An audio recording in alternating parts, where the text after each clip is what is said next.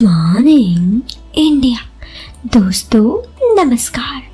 दोस्तों आज की मेरी कहानी का नाम है 21 दिन लॉकडाउन में जन्नत।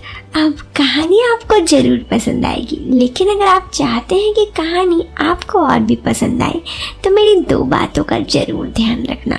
पहला, ईयरफोन या हेडफोन का उपयोग करना, इससे ऑडियो क्वालिटी अच्छी आएगी और आपको ये कहानी रियलिस्टिक लगेगी। साथ ही अगर आप चाहते हो कि इसका एक्सपीरियंस और भी अच्छा लगे आपको, तो आप अपनी आंखों को बंद कर सकते हैं। इससे ये कहानी और भी रियलिस्टिक लगेगी जब आपके कानों तक पहुंचेगी। चलिए अब मैं आपको ये कहानी शुरू करती हूँ जो काफ़ी इंटरेस्टिंग है। ये कहानी है नेहा की। नेहा कहती है मेरी उम्र 21 साल है और ये बात 2 महीने पहले अपनी बैंक परीक्षा देने भोपाल गई थी तब की है। मेरा एक फेसबुक मित्र भी इसी शहर में रहता था। उसका नाम सार्थक था। उसको मैं फेसबुक पर 2 साल से जानती थी। हमारी अक्सर चैट पर नॉर्मल बातें होती थी, उससे ज़्यादा कुछ नहीं। मेरी एक फेसबुक मित्र जिसके बारे में मैंने बताया, उसने मुझे कहा कि मैंने कहा जब भोपाल परीक्षा देने आ रही हूँ तो उसने मुझे मिलने का आग्रह किया। मैंने भी सोचा कि इसमें कोई दिक्कत नहीं है, तो मैंने भी हामी भर दी। वापसी में मुझे उसने मिलने आया। रात 9 बजे मेरी ट्रेन थी। मैं उस शाम 6 बजे स्टेशन के पास ही एक रेस्टों में मिलने का तय किया। ठीक समय पर मैं रेस्टों पहुंची और उससे मिली। वो मेरी तरफ देखा जा रहा था। अच्छी बात तो ये थी कि वो सिर्फ मेरे चेहरे पर नजर दे रहा था। अब एक लड़की होने के नाते मुझे पता चल जाता कि किसकी नज़र कहाँ है। हमने ढेर सारी बात की। मैं बीच बीच में ट्रेन का स्टेटस चेक कर रही थी। मेरी ट्रेन पहले ही 4 घंटा लेट था, तो मैंने सार्थक से कहा जब तक ट्रेन ना आए तब तक तुम मेरे साथ रुक जाओ। वो बोला मैं चाहता ही नहीं कि आज ट्रेन आए, और हम दोनों यहीं रुके रहे। मैं हंस पड़ी। यूं तो हमारी बातें चल रही थी। अचानक सब लोगों का ध्यान जो उस समय रेस्टोरेंट में थे टीवी की तरफ गया। उसमें अनाउंसमेंट हुई कि देश में 21 दिन का लॉकडाउन किया जा रहा है, क्योंकि उस समय देश में कोरोना का कहर अचानक से घनघोर हो गया और तेजी से फैल रहा था। मैं परेशान हो गई। अब मैं घर कैसे जाऊंगी? मेरी ट्रेन कैंसिल हो गई। मेरे घर पर बातें की, सब परेशान थे हम, मगर क्या कर सकते थे। उसने मुझे कहा कि जब तक सामान ना हो जाए तब तक किसी हॉस्टल या फिर होटल या लॉज में रुक जाओ।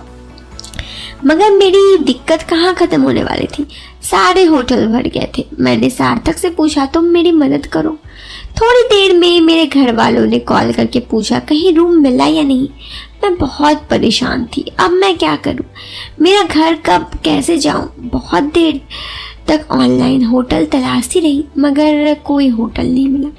मैं लगभग रोने लगी थी उस वक्त। मुझे काफ़ी परेशानी हो रही थी, टेंशन में थी।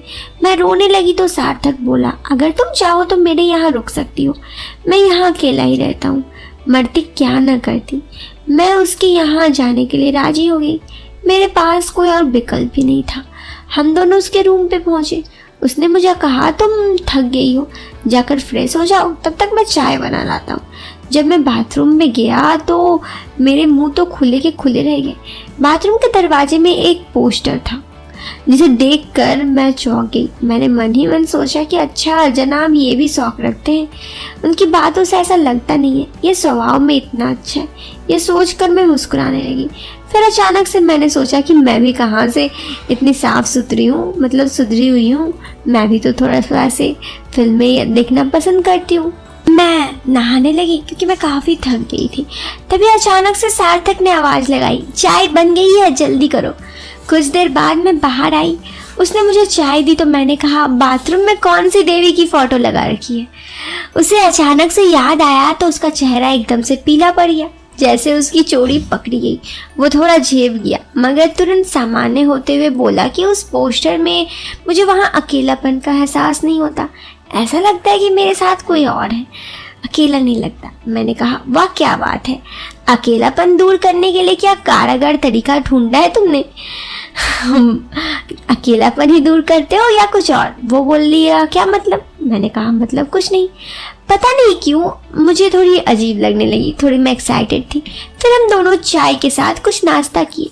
कुछ देर बात की, फिर सार्थक बालकनी में चला गया। उसने दरवाजा बंद कर लिया। मुझे लगा शायद वो किसी से बात कर रहा होगा। मैं बालकनी में आ गई तो देखा वो सिगरेट पी रहा था। मैंने उसके सामने जाकर खड़ी हुई और बोली कि तुम्हारी एक और चोरी पकड़ी गई।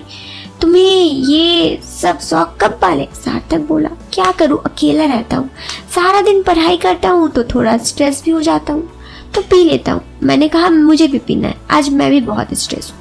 इस पर वो बोला, ये अच्छी आदत नहीं है। मैंने कहा मुझे कोई दिक्कत नहीं है, आज मुझे पीना है। मैंने जैसे ही एक बार ट्राई किया तो मुझे आदत नहीं थी, एकदम से खांसी उठी। इस पर उसने वापस लिया और कहा कि ये अच्छी आदत नहीं है, चलो अब तुम अंदर जाकर सो जाओ, काफ़ी थक गई हूँ। हम दोनों अंदर आ गए। सार्थक ने एक तकिया लिया और चादर पलंग से उठाया और सोफे पे जाकर लेट गया। मैं बिस्तर पर लेटी थी। उसने लाइट ऑफ कर दी और मोबाइल चलाने लगा।